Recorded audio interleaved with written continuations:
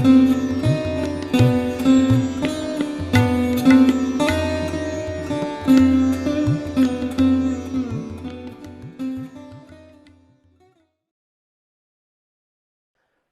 श्री माता जी। Online उपस्थित सभी सहयोगी भाई बहनों का ध्यान सत्र में हार्दिक स्वागत है। नमस्कार करके कलेक्टिव बंधन लेते हैं।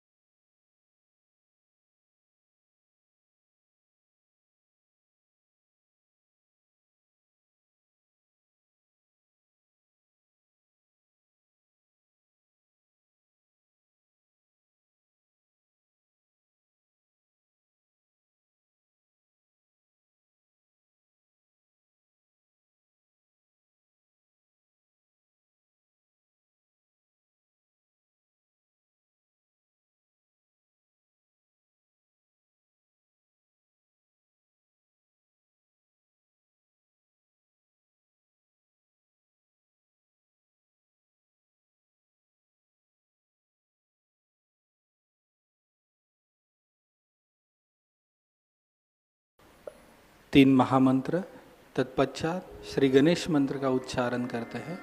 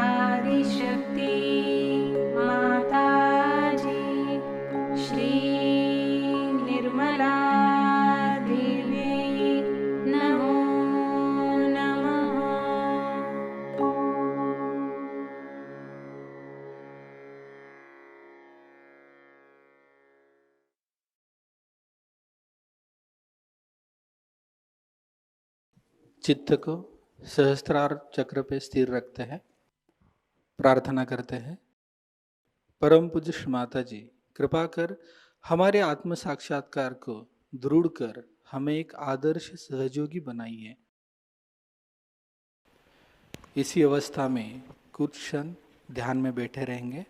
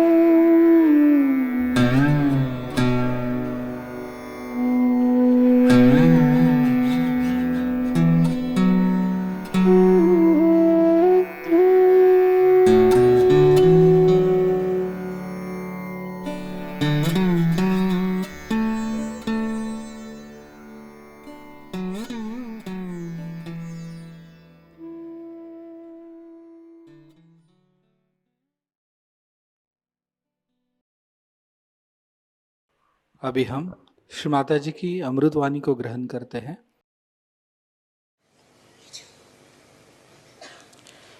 आज का योग बहुत ज़बरदस्त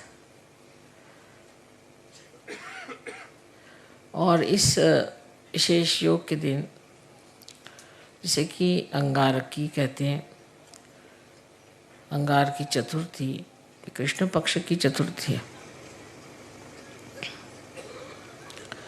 हर चतुर्थी को श्री गणेश का जन्मदिन मनाया जाता है, लेकिन जो मंगलवार को आती है, कभी कभी आती है साल में एक आध बार, कभी 2 बार, कभी 3 बार, जिस मंगलवार को कर चतुर्थी आ जाए तो वो दिन बहुत बड़ा मनाया जाता है।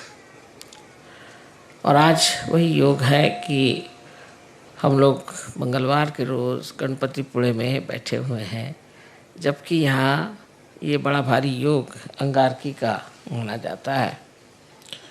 और यहाँ पर हज़ारों लोग आते हैं श्री गणेश की पूजा करने के लिए। और इस कदर वहाँ पर गाड़ी जाम हो गई थी, 60 गाड़ियाँ सामने की, हम तो पूरा घूम के फिर आए, क्योंकि कितने भी जल्दी चलने से फ़ायदा नहीं हो। जो होना होता है इसी प्रकार होता है। और जब तक सहज में हम इस बात को नहीं समझ पाएंगे कि जो भी होता है उसको सबूरी से देखना चाहिए, उसमें सबूरी होनी चाहिए। कि अगर आप उसी वक्त जल्दबाजी करें या कुछ घबराहट आ जाए तो कार्य नहीं हो सकता। सबूरी करें, और सबूरी करने से बराबर सूझ जाता है कि क्या करना चाहिए, कैसे करना चाहिए। सो जल्दबाजी जो है ये असहज चीज़ है।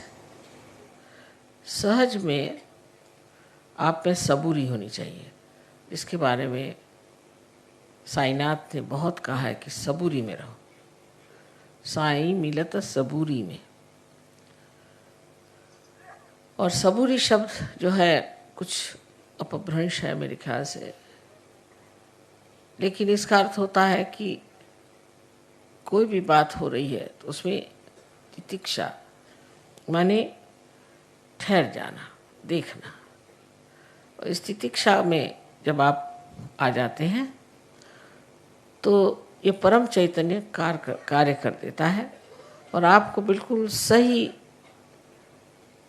बात पता चल जाती है, कैसे चलना चाहिए, क्या करना चाहिए, कौन से रास्ते का अवलंबन करना चाहिए।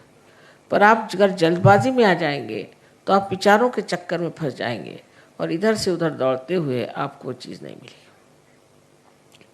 और आज और ऐसा भी एक बड़ा भारी योग है कि आज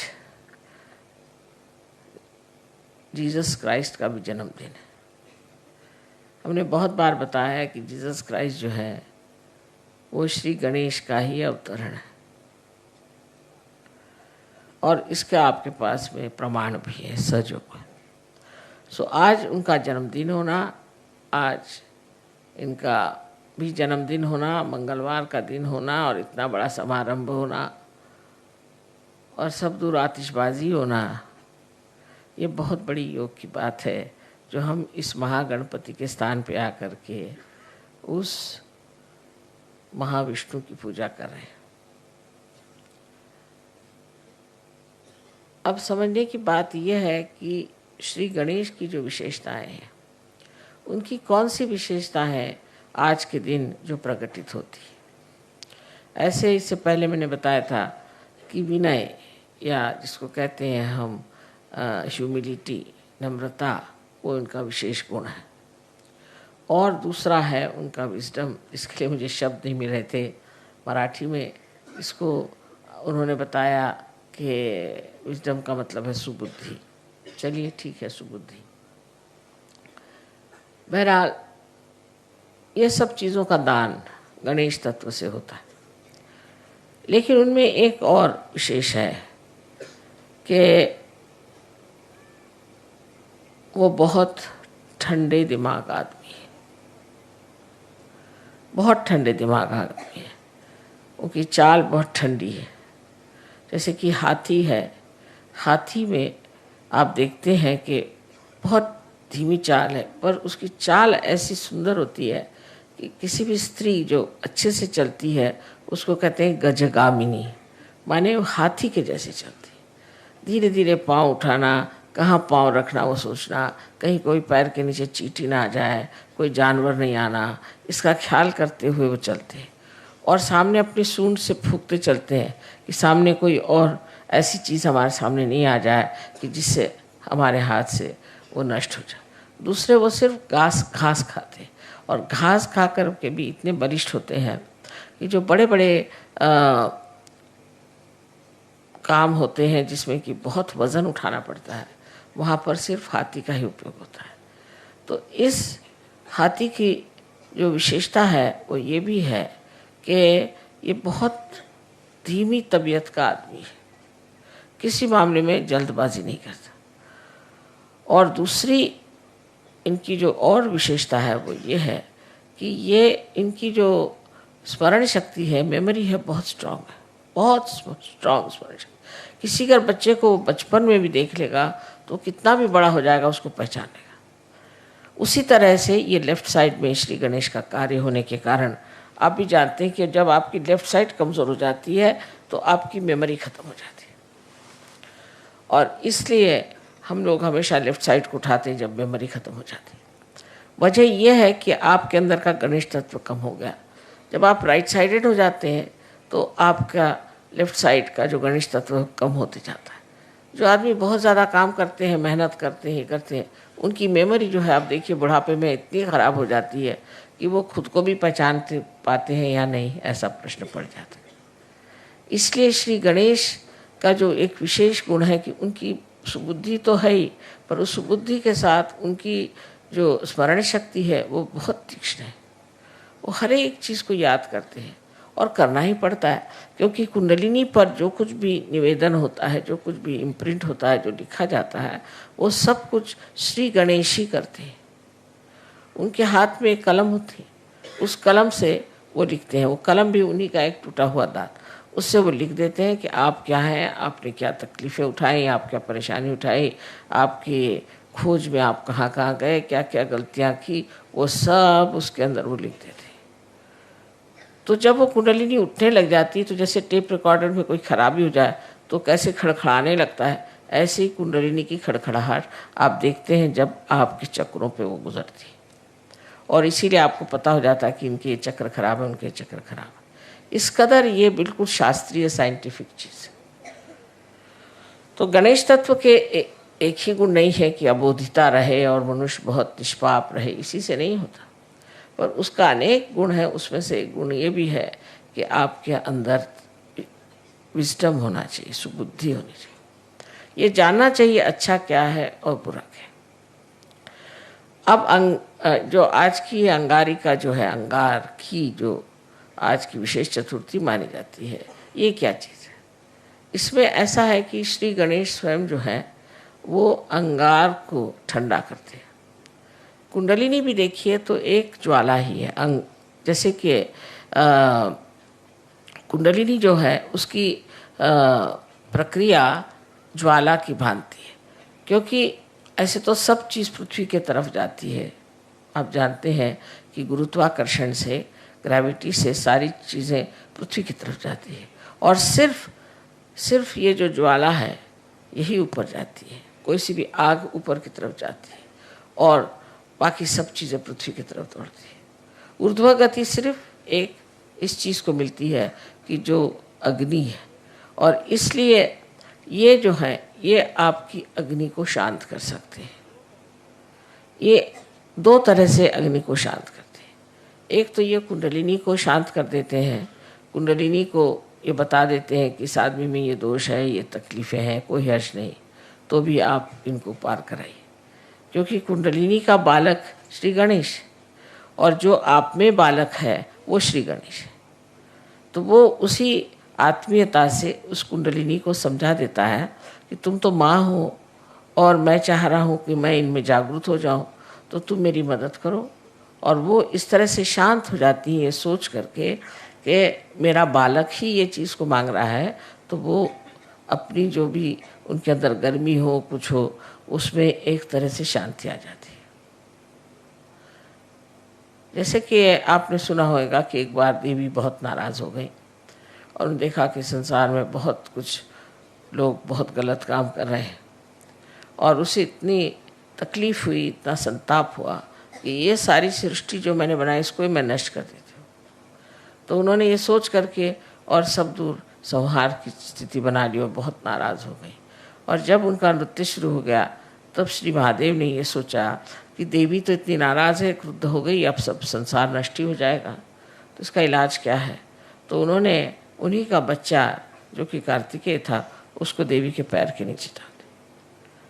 उस पर पैर रखते ही उनकी इतनी बड़ी जीभ निकल आई, ये मैं क्या करूँ। जो इतनी क्रोध से लाल थी वो भी उस बच्चे को देख करके एकदम शांत हो गई। इसी प्रकार ये हमारी कुंडलिनी को एक प्रकार से शांत कर देते हैं कि तुम अपने बालक को जन्म दे रही हो, इस वक्त नाराज़ी ठीक नहीं किसी भी तरह से। कभी कभी तो कुंडलिनी को हमने इतना सताया होता है, क्योंकि गलत गुरुओं के पास गए या कुछ गलत हम लोगों ने भी काम किए, तो बेचारी कुंडलिनी लस्तम पस्तम बिल्कुल रहती है। उसका भी आधार सिर्फ श्री गणेश है जो उसको ढकेलते हैं ऊपर की तरफ। श्री गणेश की शक्ति से ही कुंडलिनी ऊपर उठ सकती है, इसीलिए उनको अंगार कहते हैं, क्योंकि वो अपनी शक्ति कुंडलिनी को दे देते हैं। और कुंडलिनी में जो आग है या जो उसकी ज्वालाएं उठती हैं वो शांत है। आपने कभी सुना नहीं होगा कि इस तरह की शांत भी ज्वालाएं होती हैं। एकदम शांत ज्वालाएं हैं, सप्तरंग की होती हैं और एकदम शांत ज्वालाएं हैं, और सहस्त्रार में आपको दिखाई देती है ये कितनी शांत है। ये सारा कार्य श्री गणेश ने किया हुआ। तो एक प्रकार वो आपका भी गुस्सा कम कर सकते हैं।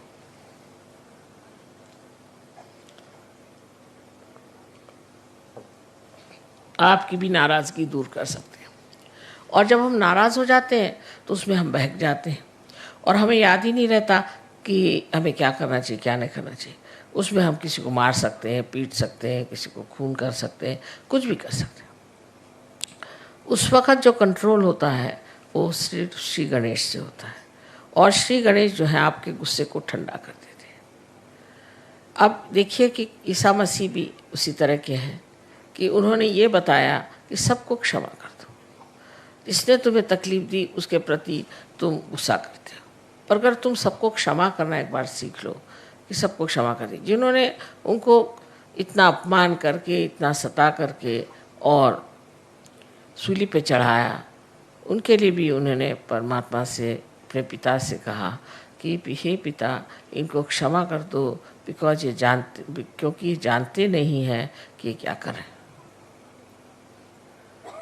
ऐसे जब ईसा मसीह ने कहा तो आप सोचिए, जिस लोगों ने उनको क्रूस पे चढ़ाया, इतना परेशान कर दिया, उनके लिए भी उन्होंने इतनी क्षमा की वृत्ति ली। सो ये उनका एक चरित्र है, एक स्वभाव है। और दूसरा भी ईसा मसीह का चरित्र ऐसा है कि जब लोग उनके मंदिर के सामने बैठ करके और चीज़ें बेच रहे थे, जैसे अपने यहाँ भी है, मंदिरों में लोग जाते हैं तो वहाँ चीज़ें बेचते हैं और वही चीज़ चढ़ाते हैं। जैसे एक नारियल को चढ़ाया, फिर ला कर उसको बेचते हैं, माने उसका बिजनेस बना लेते हैं। तब उन्होंने हाथ में एक खंडर लेके सबको मारा और कहा कि तुम ये बिजनेस नहीं कर सकते, तुम्हें अगर करना है तो ठीक है, जो कुछ भी है वो स्वच्छ तरीके से होना चाहिए।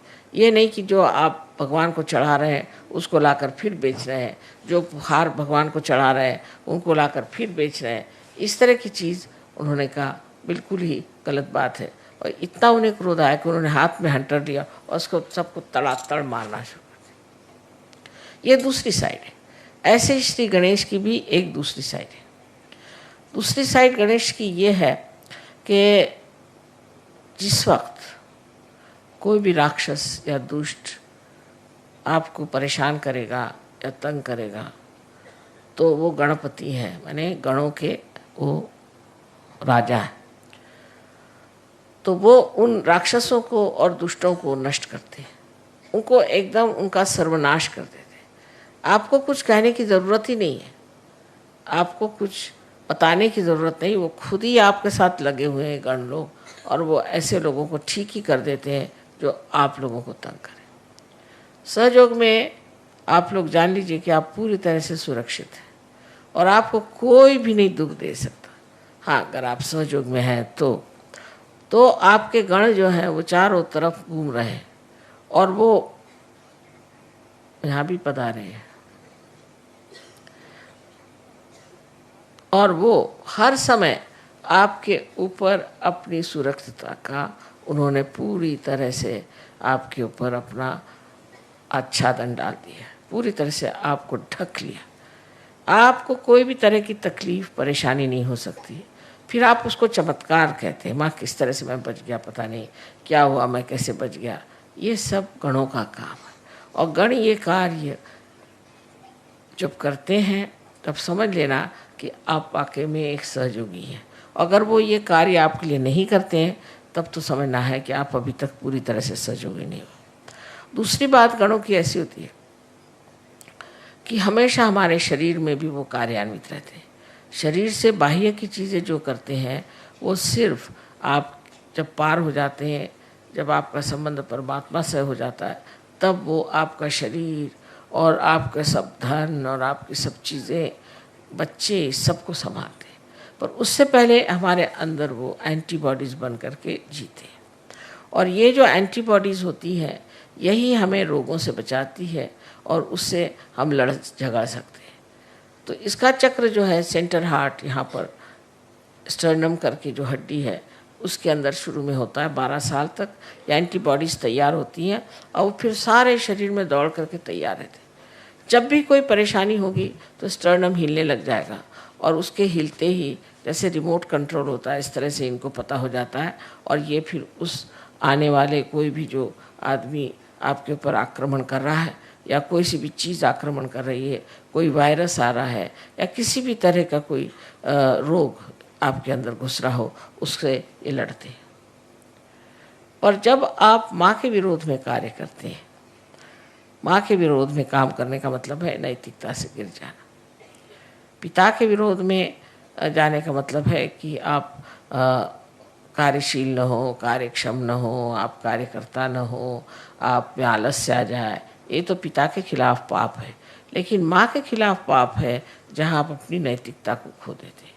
जिन्होंने अपनी नैतिकता को खो दिया है, ऐसे लोगों का ये चक्र बहुत कमज़ोर हो जाता है और इसीलिए फिर ये चक्र जो है इसको ठीक करने में बड़ी मुश्किल हो जाती है। और जो लोग इस तरह से गिर जाते हैं और उनका ठीक होना भी मुश्किल हो जाता है, जैसे एड्स की बीमारी है या इसी तरह की जो बीमारियां हैं जिसे कि हम गुप्त रोग कहते हैं, ये सारे गुप्त रोग अनैतिकता से आते हैं। और ये अनैतिकता के रोग जो हैं किसी तरह से भी ठीक नहीं हो सकते जब तक आपके गणेश तत्व ठीक नहीं हो जाएगा। इसलिए समझ लेना चाहिए कि हमें अपने अनैतिकता से अपने सारे व्यक्तित्व को, अपने सारे जीवन को पूरी तरह से आडोलित रखना चाहिए, पूरी समय उसमें पवित्रता में डूबे रहना चाहिए। ये जो पवित्रता है उसके बारे में ईसा मसीह ने बहुत बढ़कर बात कही है, क्योंकि आज्ञा चक्र पे उनका स्थान है, इसलिए उन्होंने आज्ञा चक्र पे बहुत बड़ी बात कही। और वो ये कहा कि तुम्हारे आँखों में भी कोई भी अपवित्रता नहीं होनी चाहिए। Thou shalt not have adulterous eyes।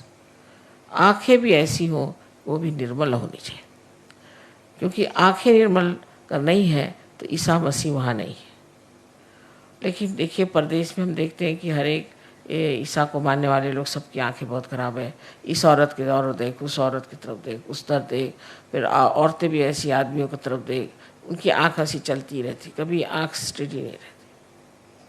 और फिर एक बार ये चल जाए तो ये नेगेटिविटी होती है, भूत है, आँखों से चलते हैं और एक पे जाएंगे फिर दूसरे पे जाएंगे।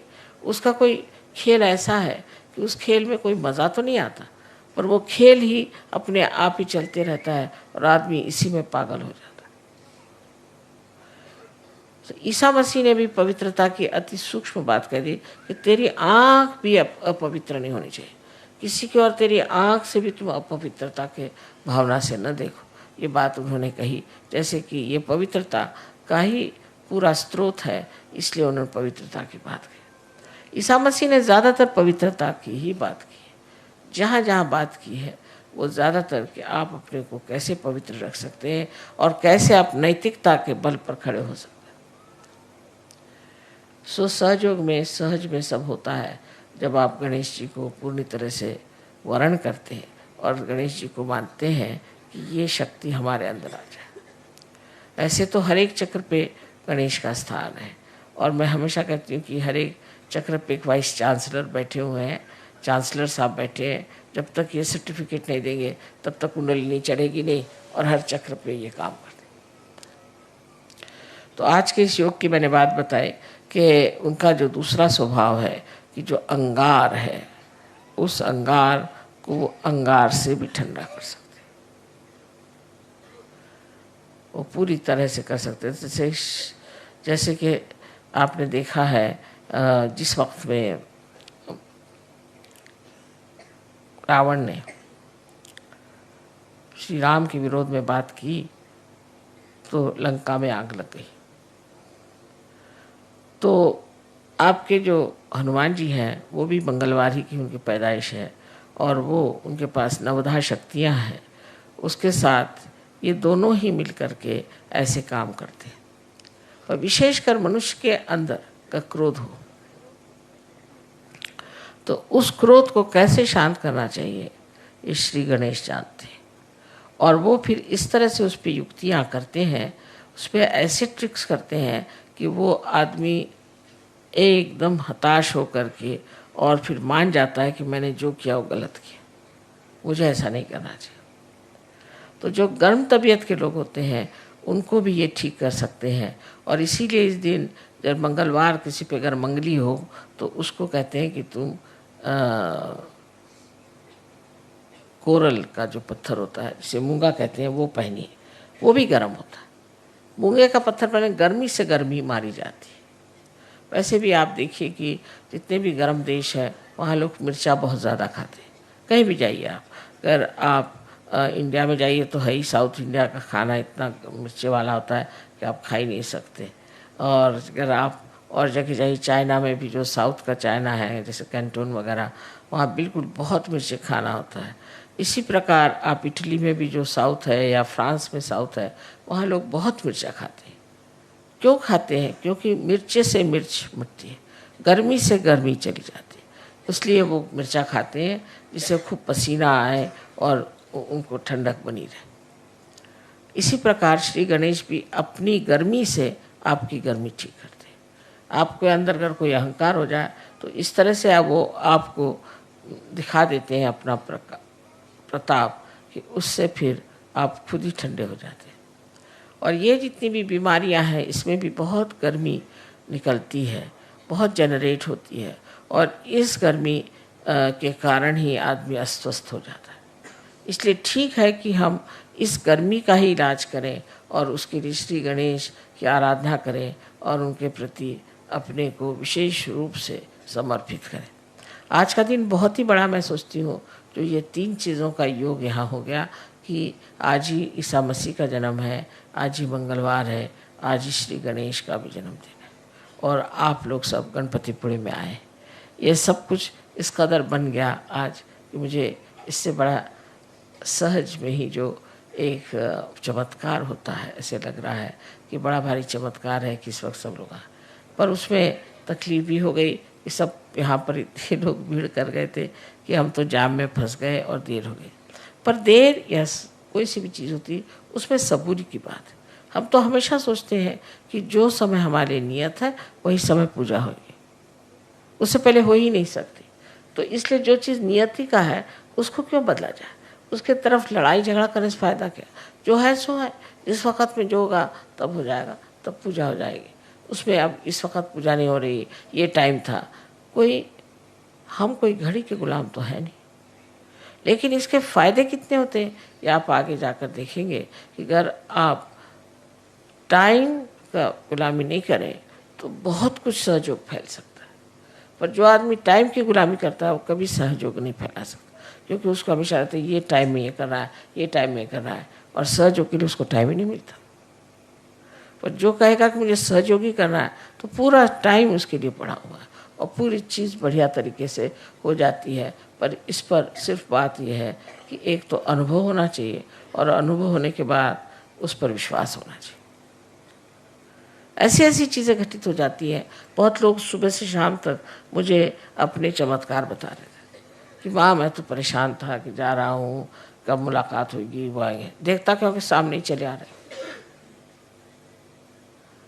किसी भी चीज़ की आपके मन में इच्छा हो जाए वो चीज़ पूरी हो सकती है, पर विश्वास की बात है। और विश्वास में अंधविश्वास सहयोग में नहीं है, बिल्कुल अंधविश्वास नहीं, श्रद्धा है।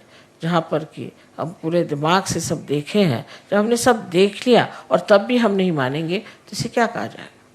इसे कहा जाएगा कि आप बहुत ही ज़्यादा बेईमान हैं, या आप झूठ बोलते हैं, और या आप महामूर्ख हैं। इनमें से 3 चीज़ें हो सकती हैं कि आप जब सब चीज़ों को देख रहे हैं, उसको जान रहे हैं, वो सब वर्तित हो रहा है, उस पर भी आप उस पर विश्वास नहीं करते, तो फिर आप में कुछ न कुछ खराबी। ये सब देखते हुए आप सोच सकते हैं कि श्री गणेश कितनी बड़ी चीज़ है। और वो इस महाराष्ट्र में 8 अष्टविनायक हैं, जिनकी वजह से इस महाराष्ट्र को बहुत ज़्यादा पुण्य मिला हुआ। लेकिन तो भी लोग इतने पागल हैं, वह इसी के पीछे दौड़ते रहेंगे, यही सब करते रहेंगे, कर्म कांडों में फंस जाएंगे, पर ये नहीं होगा कि सत्य को प्राप्त करें। अब आप लोग बहुत नसीब वाले हैं, बहुत समझदार हैं, जो आप लोगों ने सत्य को खोजा और आपने पा ली। लेकिन अब इसको बनाने के लिए आपको चाहिए कि आप गणेश के गुणों को अपने अंदर ले लीजिए। मैं देख रही थी हज़ारों लोग आए थे गणेश जी की पूजा के लिए। इनमें से कितने लोग गणेश जी को जो मानते हैं, कितने लोग ऐसे जिनमें गणेश जी का कोई भी गुण हो, ऐसा कुछ दिखाई देते। शराब पिएंगे, आपस में लड़ेंगे, झगड़ेंगे, औरतों को सताएंगे, मारेंगे, पीटेंगे, सब करेंगे, और श्री गणेश के अंगारिका में पहुंच गए। अरे आप जब इतनी बड़ी अंगार है तो आप काहे को आए हैं? इसका कोई विचार ही नहीं करता कि हम किसी चीज़ में विश्वास करते हैं तो उसके गुण हमारे अंदर कितने हैं।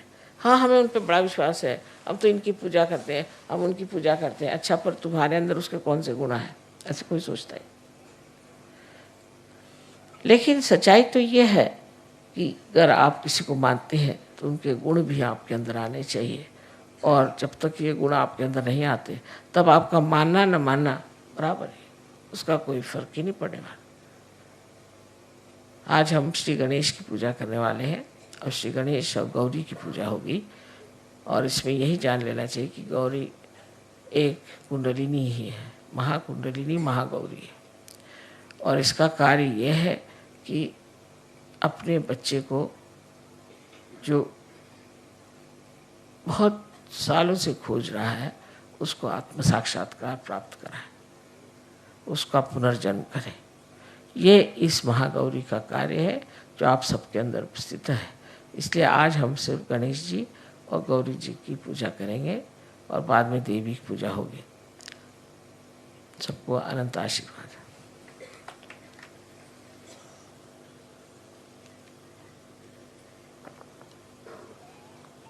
In short, I told them what is so special about today.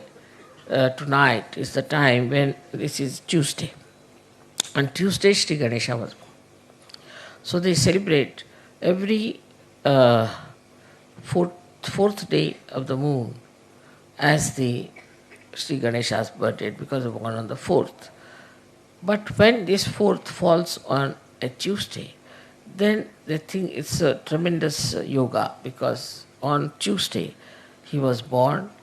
On Tuesday, this 4th of the day of the month has come, so they just try to worship it as a something special day. Now, I also told them what is the quality of Sri Ganesha, which we see in Christ, and as Christ is the incarnation of Sri Ganesha. Today, remarkable thing is that the third yoga is that today is the birthday of Christ. And the fourth thing, which is very important, is that you all should be here on such and such day on Ganpati. So it's very important day, and that's how we have to learn that if you worship Ganpati or if you worship Christ, we should try to think what qualities we have got within ourselves. Now, regarding Jesus Christ, you know him very well, that he always talked of morality, always talked of holiness, of auspiciousness. And all these things, you see, the holiness and the complete cleanliness within your being is to such an extent that he said that thou shalt not have adulterous eyes. So Sri Ganesha also was against the adultery. Any kind of adultery he was against, and that's why those people who indulge into adulterous life suffer very badly. It's rather difficult to cure them. All these diseases which are incurable of Ganesha's problems are really difficult, because here you have insulted Sri Ganesha, and that's why he gets angry with you. Now his style is of two types. One is by which he soothes you down, he soothes your kundalini, and the second one is where he really gets angry with you and tries to punish you. These two qualities here. So one has to be very careful when you are dealing with your morality. The morality should be a part and parcel of your being, that you should be proud that you are moral, and that you should try to lead a very moral life without torturing anybody, without troubling anybody. In Sahaja Yoga, I hope it is all very clear-cut that we have to lead a very, very moral life. Of course, all my lecture can be translated later, and I hope you will be able to enjoy it. But this is the best part of it, that today we have the birthday of Christ, the birthday of Sri Ganesha, and also on such a date which is so well worshipped and regarded as something important in India. May God bless you. निशब्द ध्यान में बैठते हैं।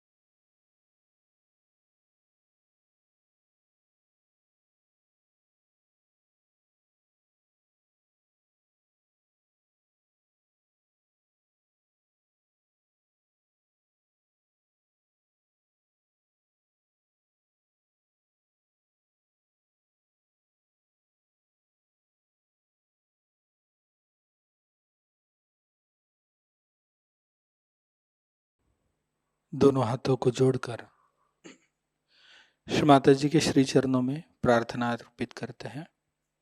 परम पूज्य श्री माता जी, आज का यह सामूहिक ध्यान हम आपके श्री चरणों में समर्पित करते हैं। श्री माता जी, संपूर्ण जग में विश्व निर्मला धर्म स्थापन करने हेतु कृपा कर आप हमें सहयोग प्रचार प्रसार का एक शुद्ध और सशक्त माध्यम बनाइए। परम पूज्य श्री माता जी, कृपा कर हमारी सभी प्रार्थनाओं को स्वीकार कर हमें आशीर्वादित कीजिए। नमस्कार कर कलेक्टिव बंधन लेते हैं।